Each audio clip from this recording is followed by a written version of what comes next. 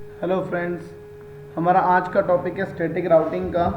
और मैंने यहाँ पे एक फिजिकल टोपोलॉजी बना चुका हूँ मैं यहाँ पे। और उसके बाद में अभी हमें आईपी कॉन्फ़िगरेशन करनी है। पीसी को आईपी में प्रोवाइड कर चुका हूँ उन सभी पीसीज को। और ज़रा फ़नी लग रहा है ZCC लिखा हुआ है इसके ऊपर, वैसे ये सारे पीसी हैं, प्री कन्फिगर्ड आईपी इनके ऊपर दे चुका हूँ। अब राउटर से हम आईपी कॉन्फ़िगरेशन स्टार्ट करते हैं।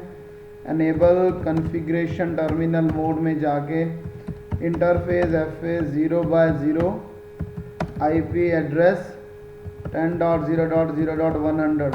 ये मेरे फास्ट ईथरनेट पोर्ट का एड्रेस है जो कि सारे पीसीज के लिए डिफ़ॉल्ट गेटवे है। और नो शटडाउन आपको पता ही है, बाय डिफ़ॉल्ट हमारे लिंक शटडाउन स्टेट में होते हैं, इसलिए नो शटडाउन कमांड। अब उसके बाद में हमने सीरियल को भी आईपी देना है इसको। इसकी रेंज हमने फिक्स की हुई है serial 0/0 IP address 192.168.1.1 subnet mask हमारा 255.255.255.0 क्योंकि ये C क्लास का IP है।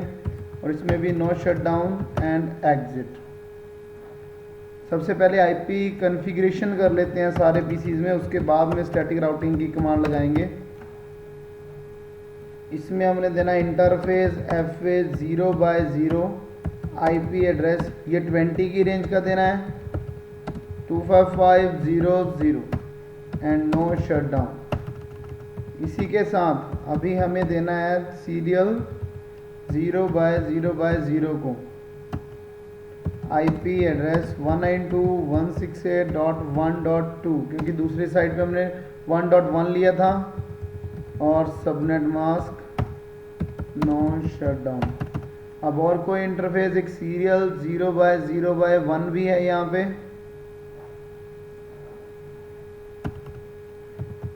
इंटरफेस सीरियल 0/0/1, इसको आईपी एड्रेस दे देते हैं 192.168.2.1 255.255.255.0। ये हमारा राउटर 2 का काम भी ख़त्म हो गया। अब हम चलते हैं राउटर नंबर 3 पे। राउटर नंबर 3 पे जो मेरी फास्ट ईथरनेट पोर्ट का आईडी है, interface fast Ethernet 0/0 IP address 30.0.0.100, ये मेरा 30 की लैन के लिए डिफ़ॉल्ट गेटवे बनेगा। एंड उसके बाद में इंटरफेस सीरियल 0/0/0 IP एड्रेस जो राउटर 2 से कनेक्ट करने के लिए है हमारे पास 2.2 255.255.255.0। IP एड्रेसिंग वैसे आप कर चुके हैं पिछली टोपोलॉजी में, लेकिन फिर भी हमने स्टार्टिंग से IP एड्रेस कर दी है। अब IP एड्रेसिंग करने के बाद हम देखते हैं कि हमें अगर हम यहाँ से पिंग करें अपने राउटर पे तो ये सक्सेसफुल आ रहा है। अपनी लैन में आप डायरेक्टली किसी से भी पिंग करेंगे तो वह हमेशा सक्सेसफुल आएगा। लेकिन मैं चाहता हूँ कि मेरा जो 30 की लैन का IP है वो पिंग करे इस राउटर को। अभी ये फेल आ रहा है, तो इसे करने के लिए हमने क्या करना है, यहाँ पे स्टैटिक राउटिंग। अब स्टैटिक राउटिंग का सिंटैक्स क्या होता है हमारे पास, सबसे पहले सिंटैक्स देख लेते हैं हम।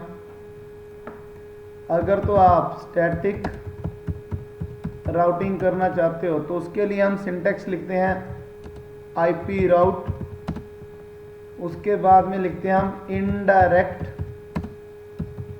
नेटवर्क ID, और इनडायरेक्ट नेटवर्क ID के बाद उस इनडायरेक्ट ID का सबनेट मास्क। उसके बाद हमें next hop IP address define करना पड़ता है।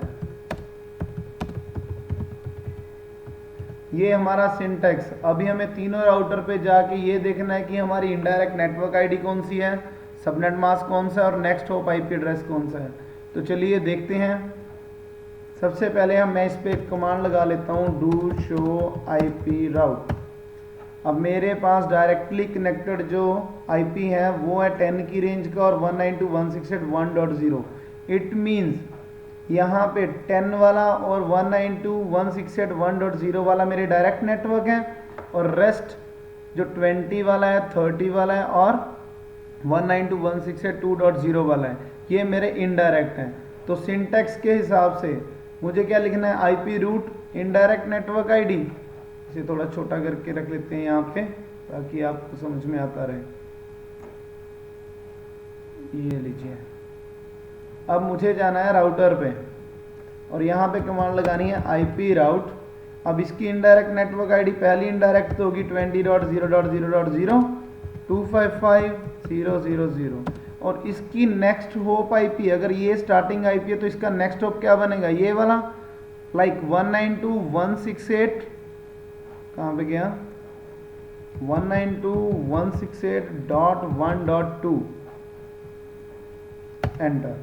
अब दूसरी आईपी राउट कमांड 30 के लिए 255.0.0.0 और इसकी भी नेक्स्ट हॉप क्या होगी 192.168.1.2।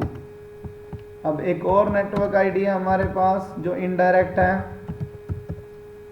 1.0 तो हमारी है डायरेक्ट आईडी, लेकिन 192.168.2.0 इनडायरेक्ट नेटवर्क आईडी, लेकिन इसका सबनेट मास्क सी क्लास का आएगा और नेक्स्ट होप 192.168.1.2।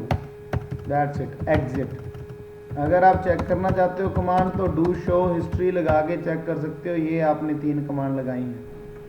अब इसी तरह आपको सेकंड राउटर पे करना पड़ेगा, डू शो आईपी राउट। 3 मेरे डायरेक्ट नेटवर्क हैं और 10 और 30 वाला ये मेरे इनडायरेक्ट हैं, तो मुझे इनडायरेक्ट में जाके कमांड क्या लिखनी है, वही सिंटेक्स आईपी राउट 30.0.0.0 255.0.0.0। लेकिन एक चेंजेस है इसमें, अगर हम यहाँ से 30 के नेटवर्क में जाना चाहता हूँ मैं, लाइक यहाँ से कोई पिंग यहाँ से नेटवर्क जाना चाहता है 30 में, तो इसका नेक्स्ट हॉप बनेगा ये वाला 192.168.2.0। ये देखिए 192.168.2 IP address, next hop IP address. लेकिन अगर हमने जाना है 10 की तरफ 10.0.0.0 255.0.0.0, उसका बनेगा 192.168.1.1। कैसे? क्योंकि हमारा आईपी यहाँ से चल रहा है, यहाँ से पैकेट जाएगा तो नेक्स्ट हॉप बनेगा 192.168.1.1 और वो 10 के नेटवर्क में चला जाएगा। तो इसमें सिर्फ 2 नेटवर्क हैं इनडायरेक्ट, दैट्स इट। अब थर्ड राउटर पे देखते हैं जाके, डू शो आईपी रूट।